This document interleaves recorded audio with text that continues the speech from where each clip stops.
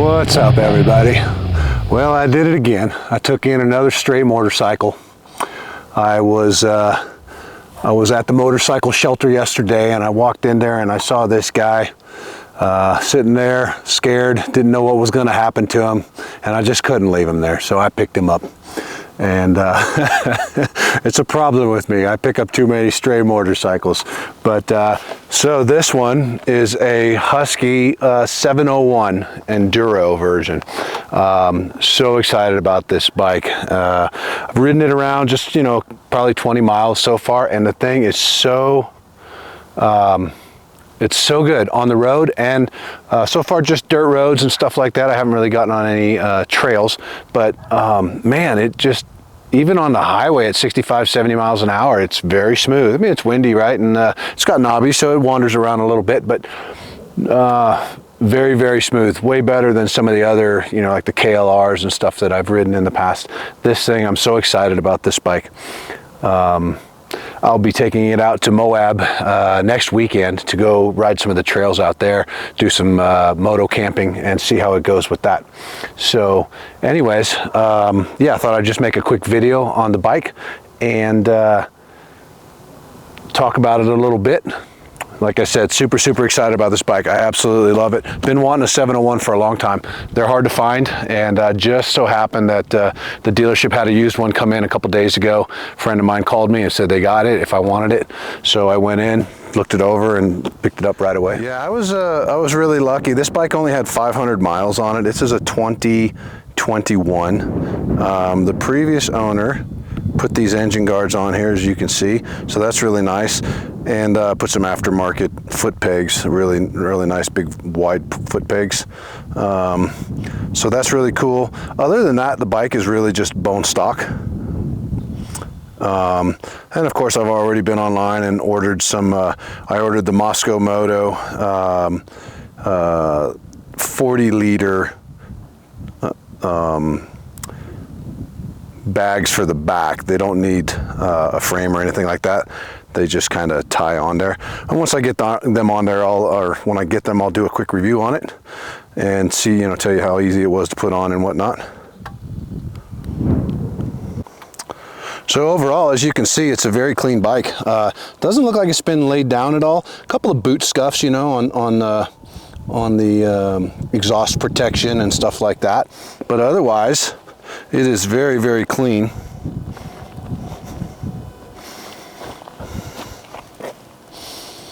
You can see the brake rotors are hardly even scuffed at all.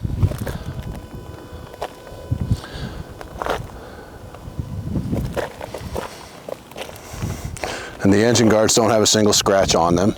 So yeah, this bike has been well taken care of. I mean, it only had 500 miles on it. Don't know why you decided to get rid of it, but I don't care. I'm happy about it. Worked out well for me, right? So we can take a look here.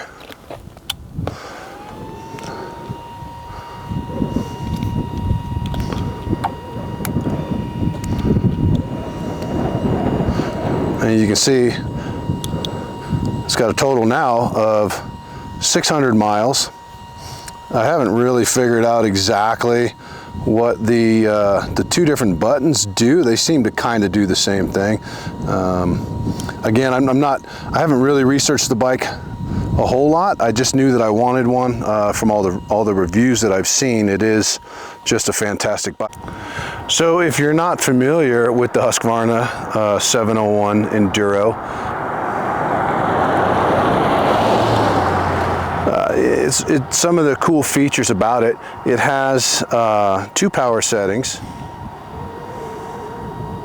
So you've got your two maps, right? So you have map 1 and map 2, and you just change them by pushing this little button here. It's really easy. It also has traction control, and then the traction control button is right up here. You can turn that on or off, and you can do that while you're riding. And then over here, you've got your ABS button where you can turn your ABS on and off.